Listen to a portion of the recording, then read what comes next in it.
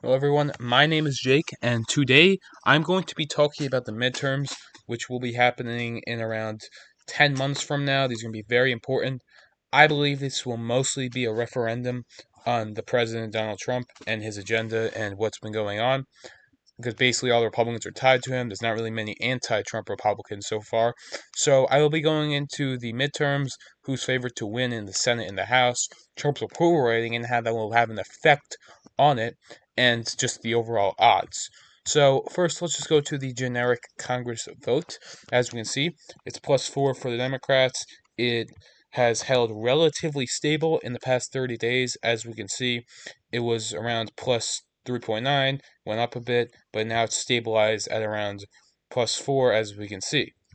We go back a bit to around when he was first inaugurated. As we can see, it was a bit tied here, and it's just been going down. It's just kind of been going downhill for Republicans. So at the peak, this was during the shutdown. Obviously, people were mad with what's been going on. It was plus 5.6. If I can go to it, 5.6. I went back for the Democrats, but there has been a post-shutdown rebirth for the Republicans. As we can see, they were able to narrow it actually to below 3, but it's now stabilized at around 4 again. At +4, the Democrats would win the House, but they're very unlikely to win the Senate. I'd say they'd win the House by around maybe 15 seats, which is a solid majority, but it's not really overwhelming. As we can see in the poly market odds for them to take the Senate, it's 66% for the Republicans, which is exactly two-thirds. I think this is actually a bit low, however, because as we can see, there's not really many opportunities for the Democrats to take different seats in the Senate. There's a couple of big ones like Georgia and Michigan, but they already have those in New Hampshire. So there's not really much for them to take. They can take Ohio, North Carolina, possibly Florida, but I don't really see it. Maybe Texas. I think Texas would be a very important one, and Alaska, obviously. But as we can see in Texas, it's going to be potentially Jasmine Crockett, and I believe if they run Jasmine Crockett, they're completely cooked. I don't believe she would win for reasons. And as we can see in the generic election, it's currently likely Republican. I think it's more likely to be, though, lean Republican. As we can see, though, John Corbin, there's multiple Republicans. I believe John Corbin is the incumbent, but he's getting multiple primary challenges. I don't know if he's going to win it, as we can see how close it is between them. We have Leslie Hunt, who will finish third most likely, but he's still taking a lot of the votes. So as we can see in the generic election, though, um, Jasmine Crockett is going down by around 5 to 10 points, and James Tellercio is the other candidate. I'm sorry for mispronouncing his name. And as we can just go back 10 slides, we can go to Trump's approval rating, which will also have a very big impact. As we can see, it's negative 8.6. There's a lot of outliers. I'm going to go back to generic polling because this is a very important thing. Don't trust all the polls. It's not going to be plus 16 most likely for the Democrats. It won't be +4 for the Republicans either right now. Where are these outliers coming from? As we can see, we just have normal +4, +2, +16. Like, where is that coming from? And as we can see, the Trump approval ratings is -21, which is probably not it, and +9, which is also probably not it. I'd say it is around negative 8.6. I'd say for the midterms, if he wants to win the House, he'd have to be around even. Maybe he can be around -5, which is where he was trending during the summer months mostly. But it's gone downhill mostly since the shutdown. However, as we can see, it has seen a rebound, and it's now at negative 8.6, which is not horrible, but you don't want it to be negative, obviously. I believe that it will be maybe in this range when it's going to be the midterms, but I don't think that will be enough for them to win the House. As we can see in the poly market odds, there's a 79% chance for the Democrat Party to win the House. And I think, unlike the Senate, that's reasonable just because of the overwhelming, just odds in general. They're currently using the generic ballot, which means more for the House than the Senate because it's obviously all the House seats are going for re-election, which I don't like that anyways. I think they should make it every 4 years, but that's just my personal opinion. And in general, I think there's better odds for them. Their odds have gone up. It was around even here, slight advantage to Democrats, but they have increased in that department. There's a couple um As we can see in these House, as you can see, I'm just going to this. We can see the election ratings, which is cool.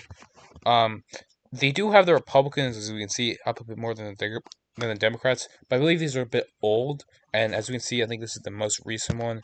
We can go all the way up here to see it. This one's from January 2026. The Democrats are currently projected in this model to have 215 seats. Republicans have 204 and win 16 toss-ups. So I believe the Democrats would win maybe around 230 to 235. Um, if the Republicans do win the House, it'd be a ridiculously narrow margin. They don't have it by much, anyways, right now. I think they have around by 4 seats, especially with MTG retiring. It's less seats, so they have a narrow thin majority in the House. And there is also a couple governor races which I want to look at. Mainly in the state of New York is one of them, as I live there, and I can say, with the other Republican dropping out, I'm sorry, I forgot her name. L.C. Stefanik. It's going to be Bruce Blakeman, who is actually my executor. He's going to lose. So, you had a good run, but you're just not winning. That's the problem, because Kathy Hochul is not popular with really most people in New York. I'd say, even though her approval ratings will be positive, but she's in New York, so you'd expect probably better than just be positive. She's currently winning by 25, which that's just because a lot of people don't know Bruce Blakeman. I think this race will be around plus 15. It won't be as good for the Republicans as it was in 2022, but I think New York is still narrowing. Another big one is California. Obviously, you'd expect it to be Democrat, but this is a weird race where it's actually possible for it not to be. I know it says solid here, but it's actually possible. Just hear me out here. California has a weird primary because the primaries are combined. So instead of having a Republican one and a Democrat one, they're combined, and the top two people go to general election. So usually it's two Democrats just because of how California works.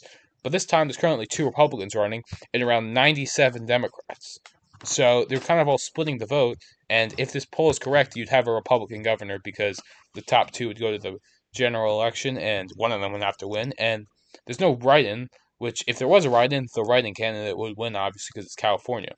Now, I don't believe this is likely to happen because I believe the Democrats will drop out, and we'll have two of them, and it'll probably be this guy and maybe her.